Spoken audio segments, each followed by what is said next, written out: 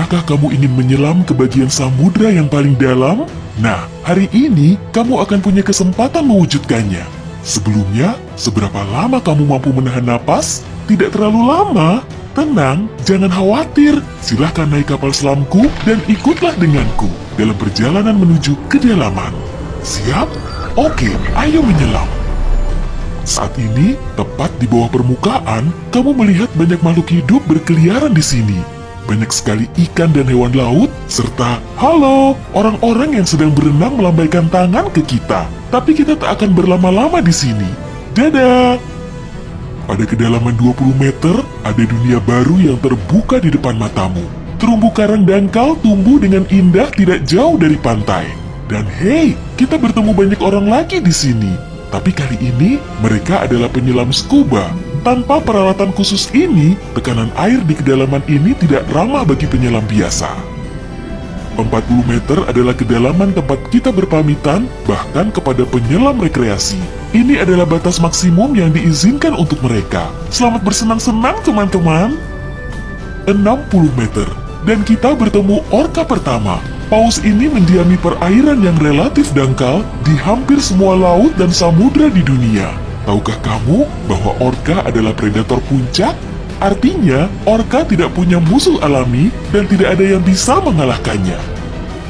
Pada kedalaman 70 meter, kita bertemu dengan hiu paus, spesies ikan terbesar yang diketahui dunia dengan berat mencapai 60 ton. Umurnya pun lumayan panjang, semoga panjang umur selalu ya. Hiu paus bisa hidup sampai sekitar 130 tahun. Sekarang, lihatlah keluar. Jika kamu melihat penyelam scuba, artinya dia adalah seorang profesional. Karena pada kedalaman 100 meter, mereka harus sangat berhati-hati agar tidak terkena penyakit dekompresi. Penyakit ini terjadi jika kamu naik terlalu cepat ke permukaan. Dan, jika beruntung, kamu juga bisa melihat gurita Pasifik raksasa. Dia tinggal di perairan dingin mulai sedalam ini dan sampai kedalaman 2000 meter. Sekarang, kita memasuki bagian samudra yang gelap. Pada kedalaman 150 meter, hanya 1% cahaya dari permukaan yang sampai ke sini. Sisanya diserap oleh air. Segala sesuatu yang lebih dalam dari sini akan menjadi semakin gelap. Hei, lihat! Pada kedalaman 200 meter, ada oarfish raksasa yang mengitari kapal selam kita. Makhluk ini diyakini sebagai penyebab dari semua penampakan ular laut. Dan banyak yang salah kaprah. Terkadang, mereka berenang ke permukaan dan menakuti para pelaut dan perenang. Tidak heran, panjang ikan ini bisa sampai 11 meter. Pastinya cukup untuk membuat bulu kuduku berdiri. Oke, sekarang kita berada di kedalaman 300 meter. Dan sebentar, makhluk besar apa yang ada di luar sana itu? Oh, aku tahu, itu kepiting laba-laba Jepang. Kamu bingung kenapa laba-laba? Tuh, lihat saja kaki mereka. Dan jawabannya akan datang kepadamu tanpa butuh petunjuk lain. Omong-omong, kaki-kaki ini juga yang mendominasi ukuran makhluk ini. Tubuh kepiting seperti ini biasanya hanya selebar setengah meter. Mari masuk lebih dalam. Dan di kedalaman 500 meter, kamu akan melihat paus biru terakhir. Tidak, bukan paus biru terakhir di dunia. Maksudku, ini adalah jarak terdalam yang bisa mereka tempuh. Paus biru tidak benar-benar perlu menyelam sampai sedalam ini untuk mencari makanan yang sudah berlimpah di perairan dangkal. Tapi mereka masih mampu. Sepertinya mereka hanya ingin memamerkan kehebatan. Mau bagaimanapun, mereka adalah makhluk terbesar dalam sejarah bumi, baik di samudra maupun di darat. Shh, kamu mendengar ini? Ini adalah suara yang dibuat paus sirip untuk berkomunikasi dengan teman-temannya dari jarak berkilo-kilometer. Mereka bisa melakukan ini berkat saluran shofar atau saluran laut dalam yang umumnya dimulai dari 600 meter, tapi kedalamannya dapat bervariasi. Ini adalah lapisan air yang kecepatan suaranya paling rendah dan gelombang suara dapat bergerak ribuan kilometer sebelum menghilang.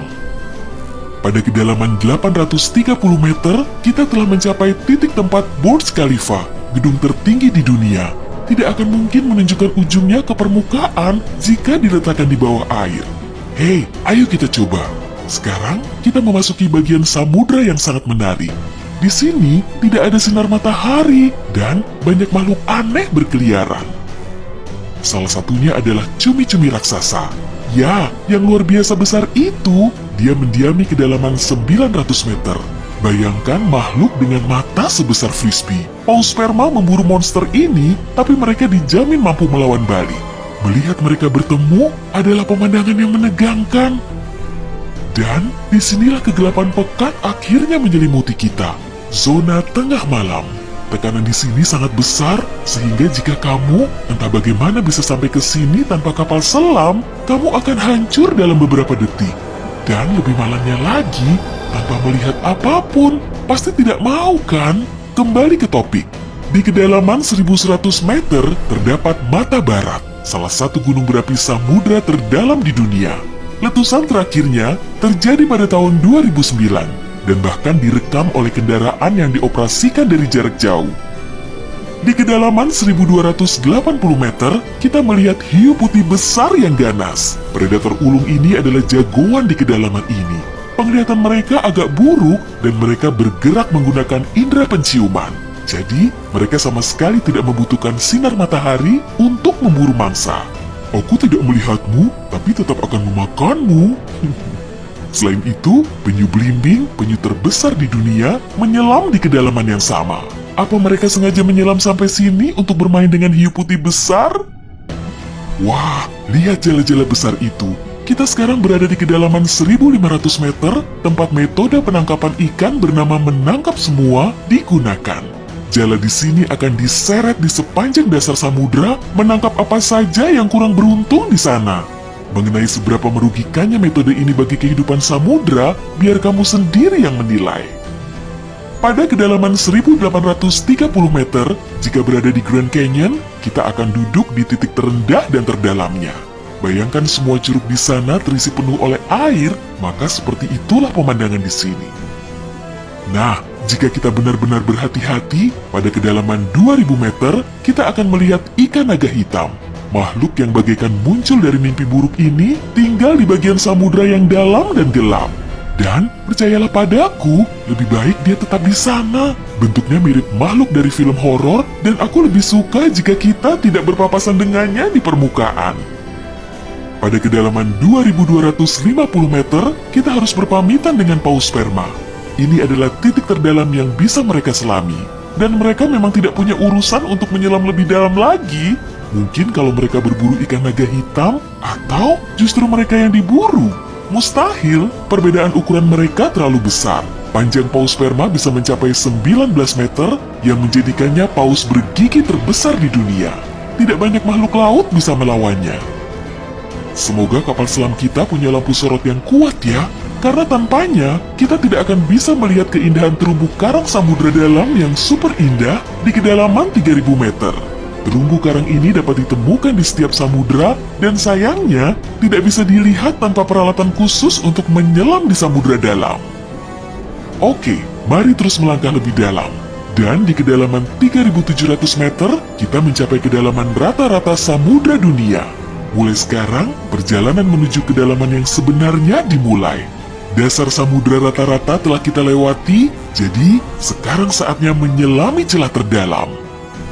Pada kedalaman 4500 meter, monster dari mimpi buruk terburukmu muncul di sini. Anglerfish misalnya, akan membuat siapapun bergidik ngeri. Giginya yang panjang dan bengkok, serta antena di kepalanya untuk memikat mangsa, sudah cukup untuk menimbulkan rasa takut, bahkan di hati orang-orang yang paling berani.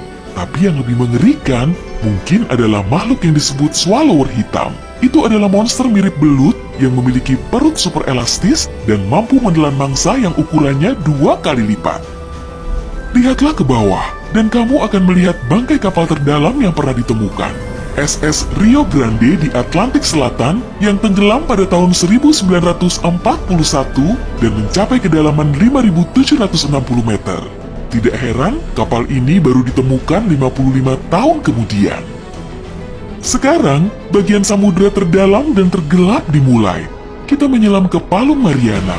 Menurut pengukuran resminya, Palung Mariana dimulai pada kedalaman sekitar 6000 meter. Ini adalah area yang paling jarang dieksplorasi dan paling menarik bagi para ilmuwan dan petualang. Apa yang ada di dasarnya? Baiklah, kita akan melihatnya. Tapi selagi masih dalam perjalanan, aku akan menunjukkan hal-hal lain yang ada di sini. Misalnya, ini adalah ikan terdalam yang pernah ditemukan, namanya ikan siput. Dan dia tinggal di kedalaman 7.900 meter. Tubuhnya tembus cahaya, sehingga kamu bisa melihat menembus kulitnya. Ya, untungnya kita tidak mematikan lampu. Bentuk makhluk mungil ini ternyata sangat imut bagi makhluk yang mampu menahan tekanan sekuat ini.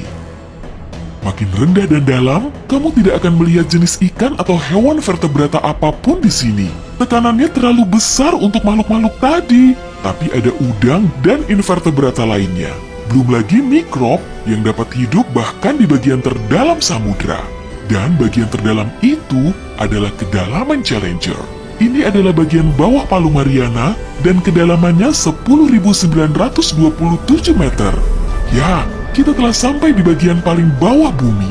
Tak banyak orang yang pernah ke sini dan tak banyak juga yang diketahui tentangnya.